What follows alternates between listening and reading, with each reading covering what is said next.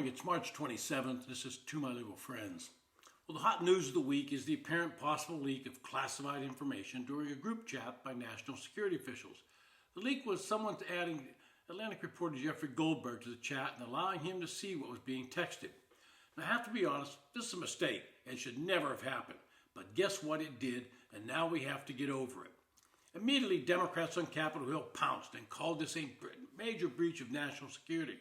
Now, these are the same Democrats who had nothing to say when 13 servicemen and women were killed in Kabul by a suicide bomber. These are the same Democrats that had nothing to say when Secretary of Defense under Joe Biden entered the hospital for several days and did not disclose this to the President of the United States. This was their chance to go on the offensive against the Trump administration, and so they jumped in with both feet. Now, before we get too deep in the weeds on this issue, I have to point out a couple of facts. It was true that the strikes against the Houthis in Yemen were the topic of the discussion. So let's admit it was a mistake for Mr. Goldberg to be seeing this discussion, but as for a strong breach of national security, you have to read what the chat was saying. It listed the type of attacks that were going to be used, but did not give you the location of the attacks. The attacks were coming within the hour, so if any adversary had access to these messages, they would have to be able to determine where the attacks were intended and to communicate this information to the Houthis within an hour's time. We should also state that the attacks were highly successful and took out valuable Houthi assets and personnel. Now, I think it's fair to state that Mr. Goldberg has not been a fan of Donald Trump. I wonder if he had stumbled on a similar group chat when Biden was president, if he would have blasted it out to the world. He asked the White House if it opposed him publishing the information, and they responded they would prefer he did not publish. I have to ask, why pose that question if you intend to publish anyway? In the group chat, Hegseth posted multiple details about the impending strike, using military language and laying out what a strike window starts, where a terrorist target was located, the time elements around the attack, and then various weapons and aircraft to be used in the strike. He mentioned that the U.S. was currently clean on an operational security. The app was being used in this chat was one that government officials have been using for some time. It's supposedly very secure with encryption on both ends. It's also one that can be set to delete after the chat group ends.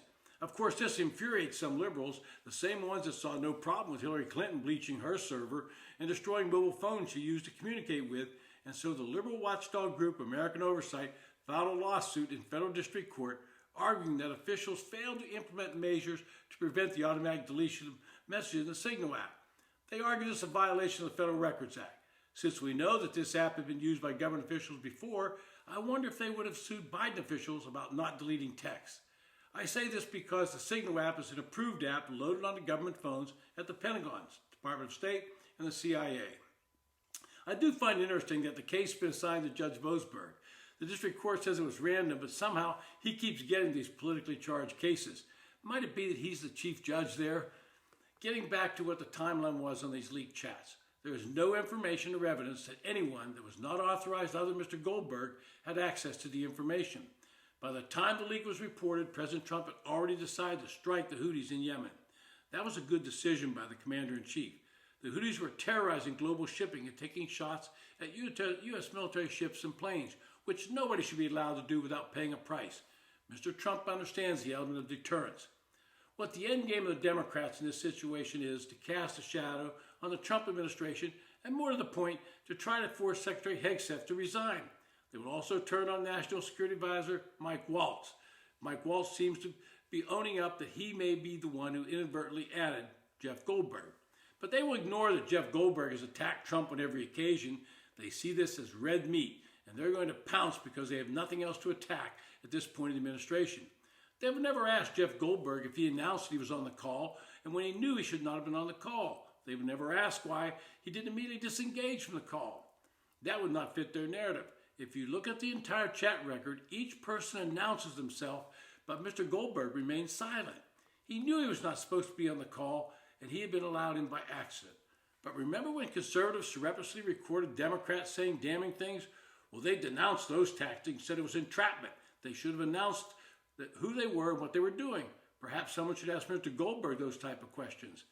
One thing will be sure to be an outcome. Government officials will probably be ditching this communications app, and I don't know if that's a good thing or a bad thing, but I'm sure it's going to happen. This has been To My Liberal Friends.